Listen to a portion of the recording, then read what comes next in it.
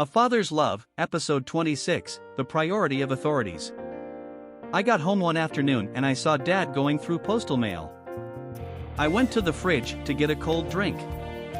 "No way," Dad yelled out. I turned around a little scared and I noticed how he slammed a piece of paper on the table. He looked at me as if he was expecting a response from me. My mouth was full of juice, so I just looked. "This government has increased taxes again," Dad said as he picked up the piece of paper, looking at the paper. At the same time, I uncontrollably spit more than half of the juice in my mouth out. Dad didn't look at me. "Dad, why are you so against tax increases? We were told in school that this is what the government uses to make society better." Dad raised his two hands halfway up in protest, but seemed like he changed his mind as he put his hands down. "I agree, taxes are used to better society, but most of these increases are just used by the government to create unnecessary spending." "Come on, Dad. Good infrastructure, social spending, defense, and many others aren't unnecessary." "You're right, but a lot of times, the government spends twice or three times what should normally be spent on a project compared to the private sector." "How is that even possible? Governments go through these long approval processes and feasibility studies. Isn't that to ensure it's done properly?" "Yes, that's correct, but when it takes years to approve something that should be approved in months, then something is wrong. I guess you hate this government, then first of all for the fact that your candidate of choice is not head of government and because of tax increases." I focused on Dad with a Gatya expression. "First of all, I respect the government as that's my duty, and also..." Wait, you respect this government?" I burst out laughing. "Of course, I do. It might not be my government of choice, but it's my duty to respect that office, irrespective of who's there." "Why?" "I'm going to show you where I got the insight." Dad opened a book and started reading. "Everyone must submit to governing authorities. For all authority comes from God, and those in positions of authority have been placed there by God.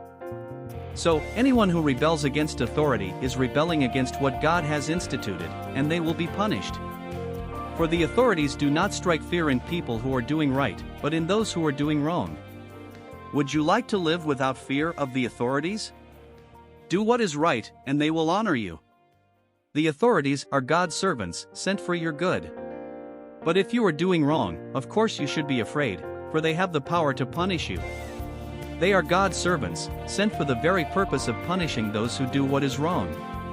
So, you must submit to them, not only to avoid punishment, but also to keep a clear conscience. Pay your taxes, too, for the same reasons. Government workers need to be paid. They are serving God in what they do." Romans chapter 13 verses 1 to 6. I was almost drowsy by the time Dad finished reading. He looked at me to confirm my understanding of what he had just read. The current head of our government doesn't even believe in God. How can God put him there? God is impartial. He doesn't do things based on human conditions. Every legitimate authority is instituted by God. Our duty is to obey the authorities. What if the authorities are doing the wrong thing or telling us to do the wrong thing? Do we have to obey?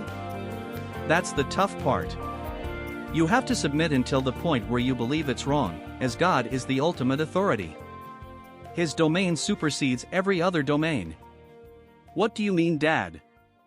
I'm a bit confused.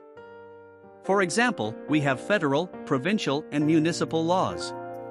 Dad held up 3 fingers. Most of them are usually parallel and usually in agreement, but where they're not always in agreement, federal law supersedes provincial law, which comes before municipal. Same way, when any law is in opposition to God's law should be obeyed first. Oh, I nodded in agreement. But one can be in trouble for disobeying government law. Do we tell them we're obeying God's law? Dad smiled. You can, but sometimes they might not agree with your reasoning. So what do you do? Stand your ground without being rude or arrogant. Have you heard about Daniel? There are 3 guys in my school by the name Daniel. If you go to school with this Daniel, you'll be my longtime ancestor. This Daniel lived a long time ago. What's it about him?